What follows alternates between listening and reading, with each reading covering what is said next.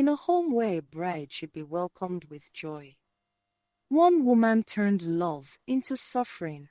She was known across the village as the stingiest mother-in-law ever, and when she tried to starve her son's bride, the ancestors answered with fire. The day Chinasa arrived in her husband's home, she carried only a small cloth bag and a hopeful heart. Her husband welcomed her gently, reassuring her that she now belonged. And with quiet determination, she promised in her heart that she would serve the family with respect and kindness.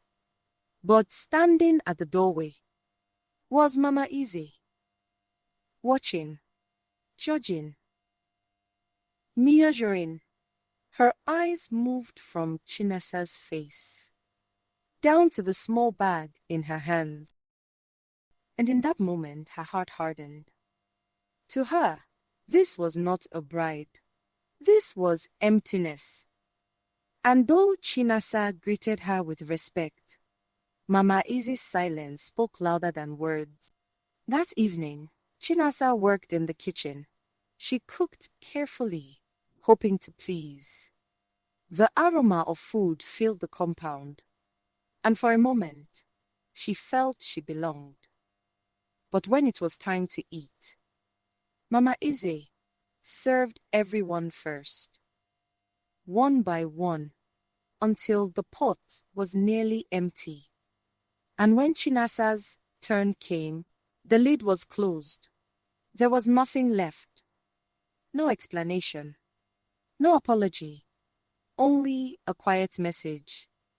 You do not matter here. And so she sat with an empty bowl. Days turned into weeks. And the pattern did not change. Food was always just enough. For everyone except Chinasa.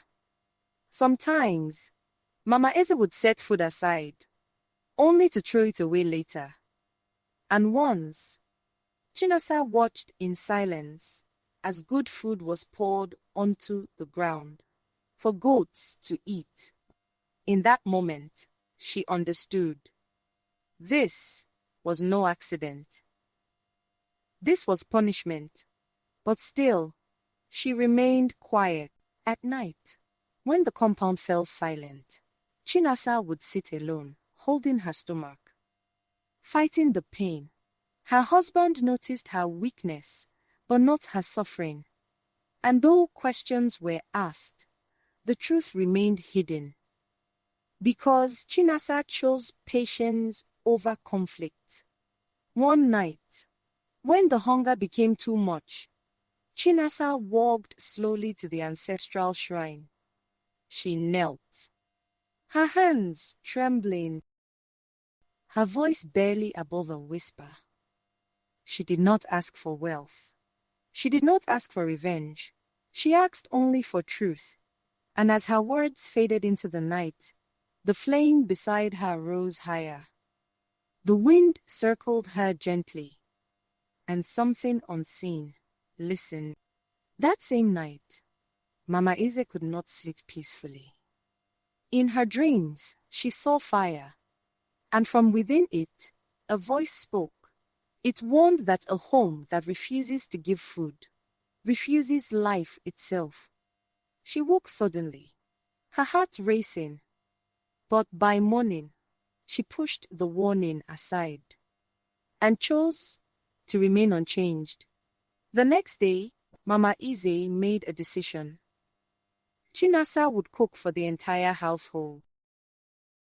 But when Chinasa entered the kitchen, she found nothing. No yam, no grain, no oil, nothing. It was a trap, a quiet humiliation, and as eyes watched from outside, waiting for her to fail, Chinasa stood still, closed her eyes, and prayed. Moments later, she opened the pot and stepped back. It was full, overflowing with rich soup, hot steam rising into the air. The aroma spread quickly, drawing people from every corner of the compound. They gathered, they stared, They questioned, but no one could explain it. Because this was not cooking. This was something greater. Mama Eze stepped forward slowly, her hands trembling, her eyes uncertain. She looked into the pot, touched it, and realized this was real. And in that moment, her strength left her, because she finally understood this was not about food. It was about her heart. For the first time, Mama Eze saw the truth of her actions. The hunger she created, the pain she ignored, the kindness she rejected. And with a heavy heart, she let go of her pride. From that day forward, the home changed.